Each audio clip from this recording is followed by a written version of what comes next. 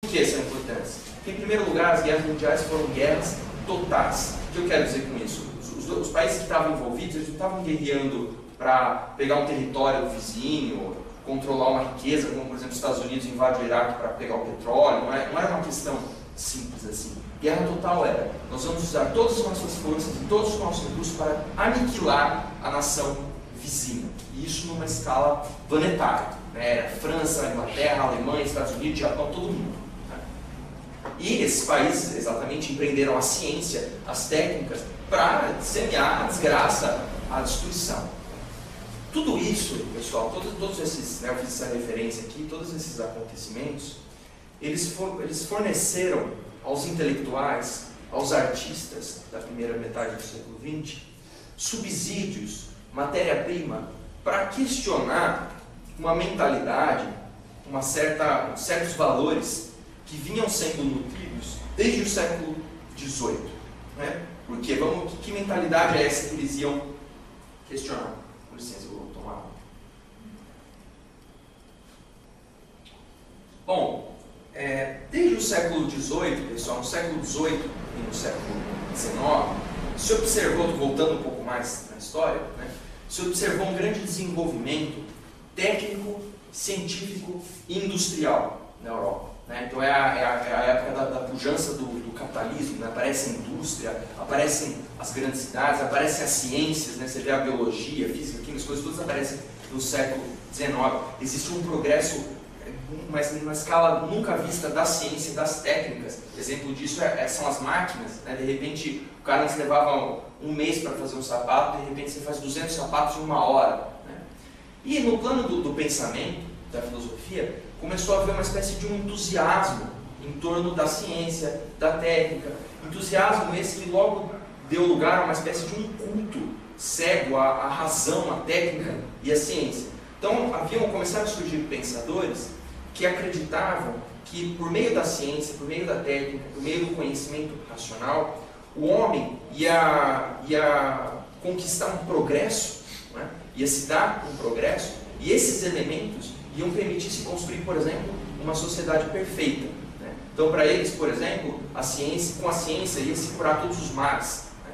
Com a ciência ia se acabar com a desigualdade. Então, a gente ia multiplicar a comida e não ia ter mais fome. Ou então, por meio da ciência, iam se construir leis que iam ser inabaláveis. Né?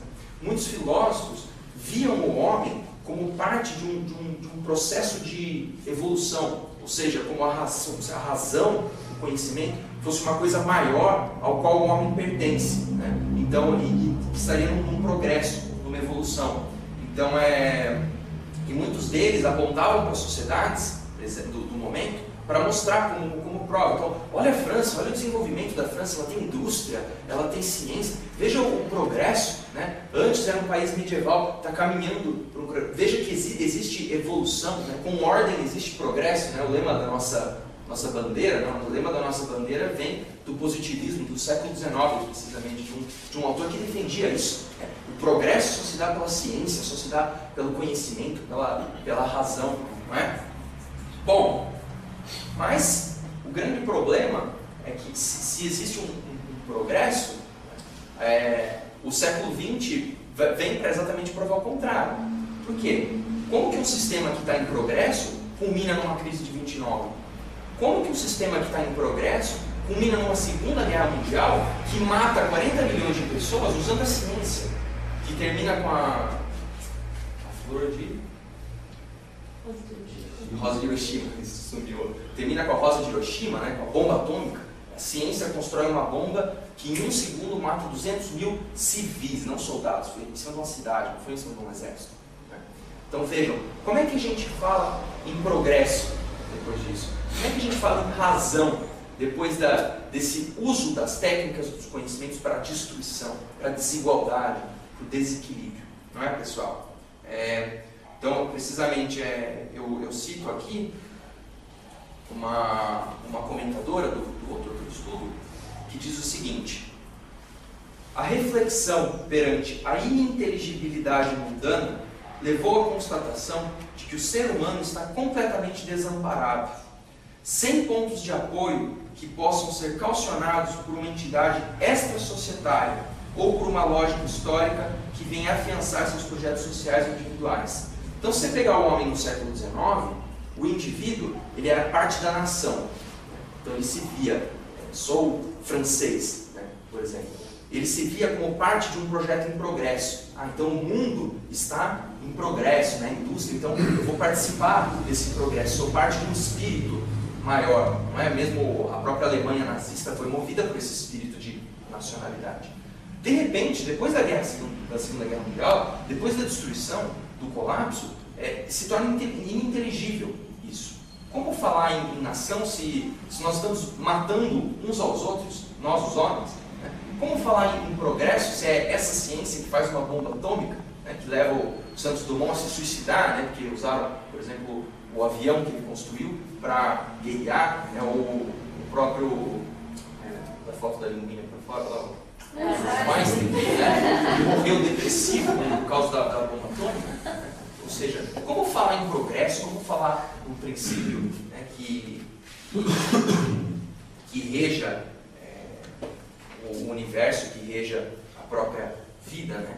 Então, os filósofos, os artistas do século XX, eles vão se sentir como que órfãos, né? Eles não têm uma base, assim, eles não têm aquele espírito de progresso, eles têm um mundo destruído, né? E é interessante que tem uma frase de um autor, de um escritor dessa época, que chama Romain Rolland, que manifesta a certa revolta que os autores vão passar a ter, né? Ele diz o seguinte: odeio as palavras com maiúscula. O que ele quer dizer com isso? Ele odeia os valores absolutos. Isso que você fala, a nação, né? A ciência com C maiúsculo, né? O conhecimento, o progresso, né? A ordem. Eu odeio essas palavras, né? Porque essas palavras trouxeram colapso, essas palavras trouxeram destruição. Foi isso que a gente conseguiu com elas. Então, ao contrário, o que os autores do século XX vão buscar fazer é trazer o homem, trazer a reflexão para o mundo. Vamos deixar de falar em progresso, falar em ciência, e vamos falar do homem, vamos falar do mundo concreto. Qual que é a situação? A gente tem um mundo destruído, né? E se esse mundo está distraído, onde é que a gente está aí nesse meio, né? Então eu faço mais uma citação, né, de um outro estudioso de Camus, que chama Vicente Barreto. Camus e os escritores engajados presenciaram concretamente, e não em termos teóricos, o fracasso do progresso, da ciência, da liberdade, da democracia, da razão e, finalmente, do próprio homem. Moreau, portanto escritor francês também, escreveu certa vez que a nossa civilização, e aí está a sua originalidade, é a primeira a ser privada de transcendência. O homem ocidental presenciara o declínio da crença cristã, do humanismo e do marxismo. O mundo tornara-se vazio de valores, e os escritores e artistas abandonaram o culto do absoluto e lançaram-se à procura de indicações que pudessem conduzir à criação de novos valores nascidos da experiência absurda, né? Então, o que quer dizer ele falar que a nossa civilização, pela primeira vez, é privada de transcendência, né? O que é transcendência? É um conceito que pode gerar muita polêmica em filosofia, né? Mas no sentido que ele usa aqui, em termos gerais, transcendência é você conseguir sair de si mesmo em direção a uma coisa maior. Então, por exemplo, o cristianismo pode ser um exemplo de transcendência. Você sai aqui do plano material, né, supondo que existe uma realidade maior, a qual você está contigo, né, no qual existe Deus, enfim, um nível maior. O socialismo é um exemplo de transcendência. Né? O revolucionário socialista, ele luta pelo quê? Por um ideal de liberdade que é absoluto. Não é? Nós vamos fazer revolução, nós vamos lutar, mas nós vamos chegar num momento, né, a gente vai instalar a revolução, a ditadura do proletário, vamos chegar um momento que vai haver igualdade total, né? Não é isso que os comunistas falam, vai chegar um momento que não precisa nem de Estado, que vai haver igualdade plena entre os homens. Mas e aí, em termos concretos, o que se observa? A revolução dos socialistas virou o quê? Virou igualdade plena? Virou ditadura. Né? A ciência virou o quê? Virou bomba atômica. O capitalismo, a liberdade, né, a produção, virou o quê? Virou desemprego, fome, destruição. Então percebam que aqui existe um vazio de pensamento, existe um vazio de valores. E aí que entram escritores como Albert Camus, Jean-Paul Sartre, Simone de Beauvoir, Ernest Hemingway, Faulkner, não é? Que vão diante desse mundo, Thomas Mann, diante desse mundo absurdo, diante desse mundo sem sentido, dessa destruição, fala, bom, vamos falar do homem, vamos parar de falar de valor, vamos falar do